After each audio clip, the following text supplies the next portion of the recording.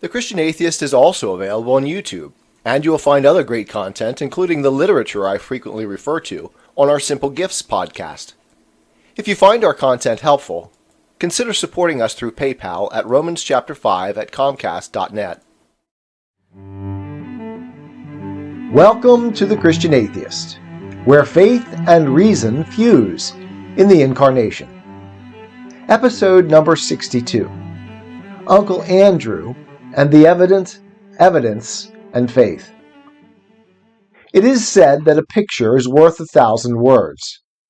A good literary picture is worth far more. In our series, The Evidence and Faith, I have tried to lay out my vision for understanding the nature of our engagement with the world in such a way as to clarify why theism is a more rational and benevolent metaphysical position than any alternative.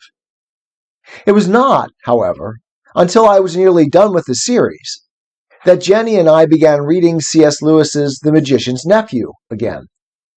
As we neared its conclusion, we discovered a passage in which Lewis made my position clearer in the space of a single page than I was able to over the 4 parts of this series. I am hoping today to utilize Lewis's brilliant literary picture to clarify what I've been attempting to say. We will pick up the story in Chapter 10, after Uncle Andrew, Digory, and Polly, and the cabbie have witnessed the creation of Narnia by Aslan. I will proceed by reading bits of text and commenting on them as we go. We must now go back a bit and explain what the whole scene had looked like from Uncle Andrew's point of view. It had not made at all the same impression on him as on the cabbie and the children. The cabbie and the children saw it as wondrous, as beautiful and good, as mysterious and magical. They felt no need to explain it. They accepted it as the evident. The text again. For what you see and hear depends a good deal on where you are standing. It also depends on what sort of person you are. There are, that is, fundamental choices underlying nearly everything about us, determining how we understand the world in which we live, what we see, hear, and experience, and how we interpret those experiences. These choices, like all choices, are value choices. Ever since the animals had first appeared, Uncle Andrew had been shrinking further and further back into the thicket. He watched them very hard, of course, but he wasn't really interested in seeing what they were doing, only in seeing whether they were going to make a rush at him. Like the witch, he was dreadfully practical. He simply didn't notice that Aslan was choosing one pair out of every kind of beasts. What we see, that is a function of what we pay attention to. Or stating it another way, our value structure, our intentionality. Here is another of those delightful paradoxes. The magician, the believer in magic, fails to see the magic, the real mystery of reality occurring all around him. Like the witch, he is dreadfully practical. Everything centers on means and ends, and because of this, he is blinded to certain aspects of reality.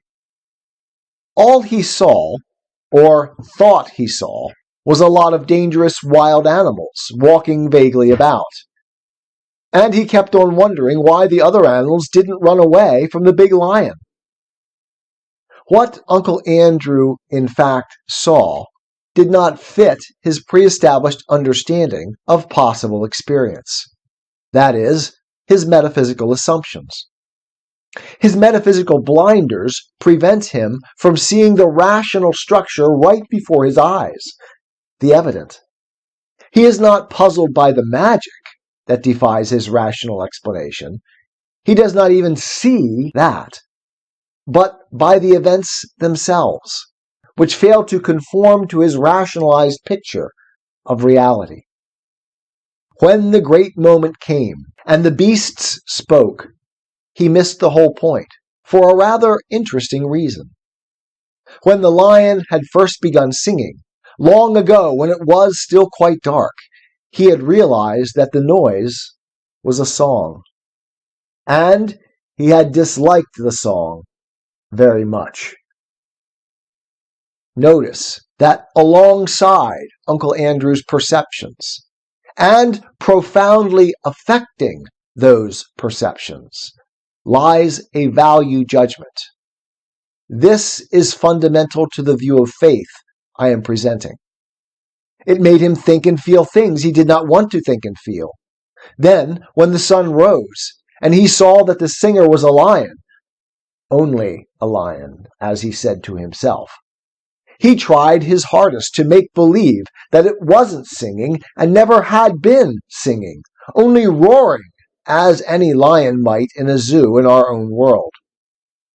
Of course it can't really have been singing, he thought. I must have imagined it. I've been letting my nerves get out of order. Who ever heard of a lion singing? It is in this way that the evident is corrected by, denied by, the rational value structure. And this process need not be as consciously reasoned out as Lewis presents it here. In many cases, this rationalization is part of the experience itself, conditioning the experience, correcting the evident. And the longer and more beautiful the lion sang, the harder Uncle Andrew tried to make himself believe that he could hear nothing but roaring. Now, the trouble about trying to make yourself stupider than you really are is that you very often succeed. Uncle Andrew did. This is the nature of ideology, of empirical idealism. The world must conform to our rationalization of it, not the other way around. The evident is corrected by the rationalization. He soon did hear nothing but roaring in Aslan's song. Soon he couldn't have heard anything else, even if he had wanted to. If we dispel the mystery as we rewrite the evident, we will never find it subsequently by looking at the evidence. Evidence, by its very nature, is a restricted subset of the evident, as it points to a specific metaphysical explanation. The evident, as a whole, however, points to an ideal realm, what we may call the mystery, the ideal, the good, reality, or God. Reason itself stands on this intentionality, as reason seeks to reach the ideal, the whole, assumes the ideal in pursuing it. Now, a metaphysical viewpoint necessarily involves this process of understanding reality in metaphysical terms, as this is how we understand our world, make sense of it, act in it. This is part and parcel of what we call value ordering our experience. Theists and non-theists do it. It is the process of human rationality seeking to understand the world in which we live. For the Western theist, the highest value is the mystery, God himself. The evident points to the mystery. This is the real meaning of the arguments from teleology and cause, the asymptote of knowledge, the ideal of value.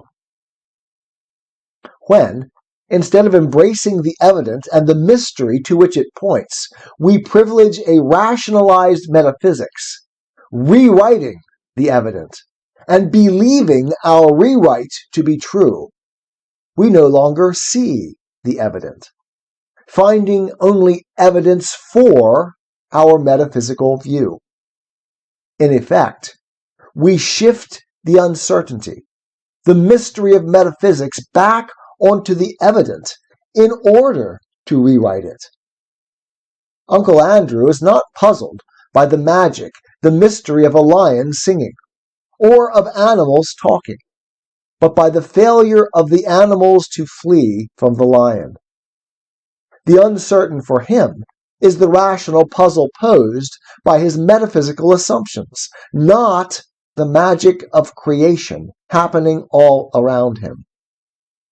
Failing to appreciate the fundamental mystery, failing even to see it, he confuses himself by pondering why the evidence isn't matching his rational expectations. By concentrating his attention on the rational puzzle, he can dismiss the real magic enveloping him. I am a Christian, with the searching and skeptical mind of an atheist. I don't want to believe anything that isn't true. I know both sides of the looking glass, and I know them with open eyes. I choose Christ's side. I invite you to join me from wherever you stand before the looking glass. That's this week's episode. Thanks for listening. And remember, you can have your religious cake and eat it too. You can have reason, respect for science, a 21st century worldview, and be a Christian.